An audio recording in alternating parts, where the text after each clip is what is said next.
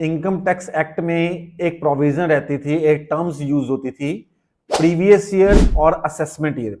लेकिन नए income tax bill में प्रीवियस ईयर और असेसमेंट ईयर के कंसेप्ट को जो है वो खत्म कर दिया गया।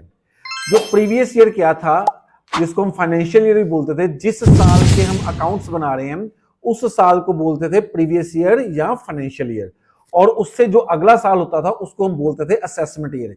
अब नए इनकम टैक्स बिल में दोनों ही कंसेप्ट्स को खत्म कर दिया गया, दोनों ही टर्म्स को खत्म कर दिया है। फाइनेंशियल ईयर जिसको प्रीवियस ईयर बोलते थे, उसके लिए जो नई टर्म यूज होगी वो होगी टैक्स ईयर।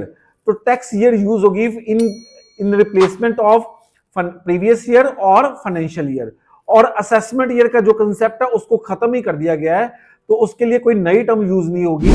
असेसमेंट ईयर का कंसेप्ट आज के जब नया इनकम टैक्स बिल आया उसमें असेसमेंट ईयर का कोई भी कंसेप्ट नहीं होगा, और फाइनेंशियल ईयर को चेंज करके टैक्स ईयर कर दिया गया।